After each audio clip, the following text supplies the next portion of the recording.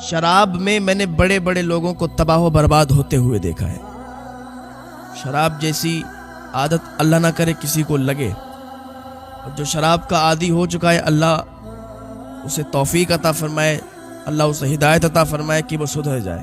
اور شراب یہ کتنی بری چیز ہے اور کیا اس کے نقصان ہے۔ سنو، ایک عورت نے ایک آدمی سے کہا تھا، 3 اس کو پوائنٹ دیے تھے کہ یا تو تم میرے ساتھ بدفعلی کرو، یا تو ایک بچہ موجود تھا کہ اس کو قتل کرو، یا تو شراب پیو، ان تینوں میں سے ایک چیز کو چن لو۔ تو اس نے سوچا کہ بدفعلی تو بہت بڑا گناہ ہے، زنا تو بہت بڑا گناہ ہے، زنا نہیں کریں گے۔ پھر سوچا اگر بچے کو قتل کر دیں گے یہ بھی تو بہت بڑا گناہ ہے، قتل بھی نہیں کریں گے۔ سوچا شراب، اس کو پی لیں گے نکل جائیں گے۔ اس نے کیا کیا، شراب پی، اور جیسے ہی شراب پی اور جب اس پر وہ نشہ چڑھا تو شراب کے نشے میں اس نے زنا بھی کیا عورت کے ساتھ، اور زنا کرنے کے بعد بچے کو قتل بھی کر دیا۔ شراب، صرف شراب پی تھوڑی سی، تو اس کا کیا نقصان ہوا کہ تینوں گناہ ہو گئے۔ تو شراب پینے کے بعد انسان گناہ بھی زیادہ کرتا ہے۔ جو بھی شراب پیتے ہیں اللہ کی بارگاہ میں تائب ہو جائیں، زندگی زیادہ دن کی نہیں ہے، زندگی بہت تھوڑی ہے۔ اللہ تعالیٰ ہمیں ہدایت کی توفیق عطا فرمائے۔ یہاں ہم اگر اپنے نفس کو ماریں گے نا، اپنے نفس پر کنٹرول کریں گے، اللہ تعالیٰ ہمیں بہت نوازے گا۔ آج کل شراب، اکثر لوگ شراب پیتے ہیں، لڑکیاں بھی شراب پیتی ہیں۔ لڑکیاں جو کبھی سنا نہیں تھا آج وہ بھی سننے کو ملتا ہے کہ لڑکیاں بھی شراب پیتی ہیں۔ تو شراب یہ بہت بری چیز ہے، اللہ تعالیٰ اس سے ہر انسان کو بچنے کی توفیق عطا فرمائے۔ ایسے ہی مجھے واقعہ یاد آ رہا ہے، ایک لڑکا تھا جو کہ بہت نیک تھا، پرہیزگار تھا، وہ کپڑوں کی دکان پر کپڑے بیچا کرتا تھا۔ ایک دن کیا ہوا کہ ایک عورت اس دکان پر آئی، آنے کے بعد اس نے وہاں پر کپڑے سلیکٹ کیے، کپڑے پسند کیے اور کپڑے خرید لیے۔ تو جو دکان کا مالک تھا اس سے وہ کہنے لگی کہ میں تھوڑے کام سے جا رہی ہوں اور مجھے یہ کپڑے جو میرے پیک ہوئے ہیں، جو آپ نے پیک کیے ہیں، یہاں رکھ لیجئے، شام کو میرے گھر پہنچوا دینا۔ دکان کے مالک نے کہا ٹھیک ہے، کوئی بات نہیں، ہم کپڑے آپ کے گھر پہنچوا دیں گے۔ شام ہوئی تو دکان کا مالک اسی لڑکے سے کہنے لگا کہ جاؤ، نوجوان لڑکا تھا، کہنے لگے جاؤ یہ کپڑے اس فلاں عورت کے گھر دے کے آ جاؤ۔ اس نے کہا ٹھیک ہے۔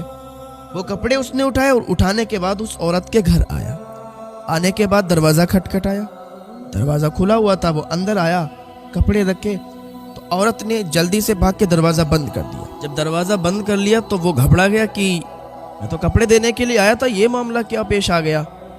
تو وہ عورت اس سے کہنے لگی کہ اب تم یہاں سے تب جاؤ گے جب تم زنا کرو گے۔ وہ نیک لڑکا تھا، وہ تو تھر تھر کانپنے لگا۔ کہا میں تو آپ کے یہاں کپڑے دینے آیا تھا، آپ یہ کیا بات کر رہی ہو؟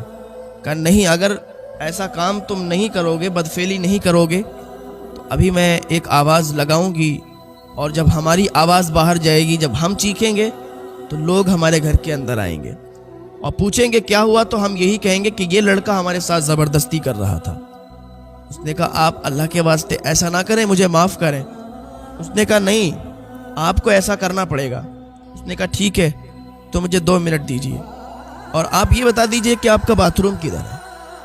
اللہ والے ہوتے ہیں نا، انہیں ہر ترکیب پتہ ہوتی ہے، اور اللہ والے ہوتے ہیں نا، وہ ہر طریقے سے گناہ سے بچنے کی کوشش کیا کرتے ہیں۔ وہ لڑکا باتھ روم میں گیا، جانے کے بعد اس نے کیا کیا، جیسے ہی ٹوائلٹ کے اندر گیا اس نے ساری گندگی نے کپڑوں پر، ہاتھوں پیروں پر لگا لی اور باہر نکلا، اس عورت کے پاس گیا۔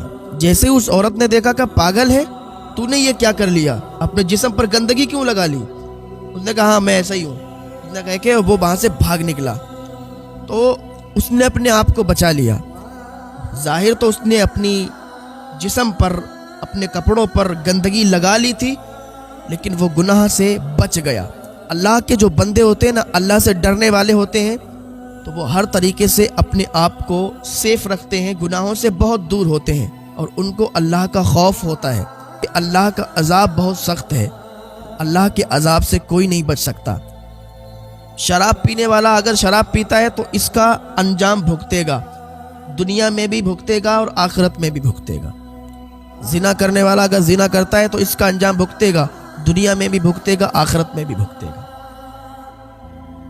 چوری کرنے والا چوری کرتا ہے، دنیا میں بھی اس ذلت اٹھائے گا اور آخرت میں بھی اس کا انجام بھگتے گا۔ یہ مت سوچو کہ ہم چوری کر رہے ہیں، ہم شراب پی رہے ہیں، ہمیں تو کچھ بھی نہیں ہو رہا. ابھی چھوٹ ہے نا اللہ کی طرف سے. اللہ چھوٹ دیتا ہے، اللہ ڈھیل دیتا ہے.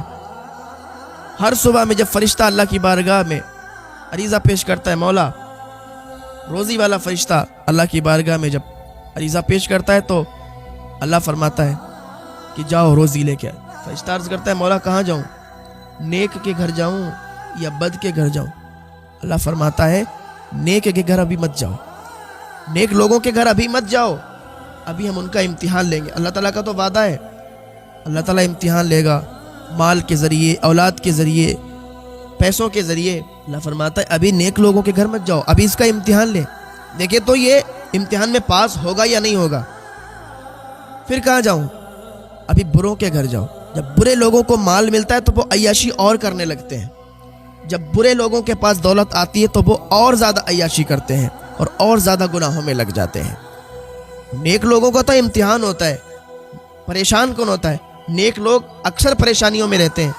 آپ دیکھ لیں، ہسٹریاں اٹھا کے دیکھ لیں، ظاہری زندگیوں میں دیکھ لیں، اکثر تمہیں نیک لوگ اللہ والے پریشان ملیں گے. اللہ کا امتحان ان پر جاری ہوا ہوتا ہے. امتحان میں کامیابی حاصل کرو، اللہ کی بارگاہ میں تائب ہو جاؤ، اللہ کے ہو جاؤ. اللہ تمہیں اتنا دے گا کہ تم سنبھال نہیں پاؤ گے. لیکن ابھی اگر پریشان ہو تو سمجھو امتحان کی گھڑیاں چل رہی ہیں، ابھی امتحان ہے. شراب پینے والے شراب سے باز آ جاؤ، ورنہ اللہ کی پکڑ تم پر آ جائے گی اور پھر کوئی نہیں چھڑا پائے گا. تمہاری یہاں بھی ذلت ہوگی اور مرنے کے بعد بھی ذلت ہوگی.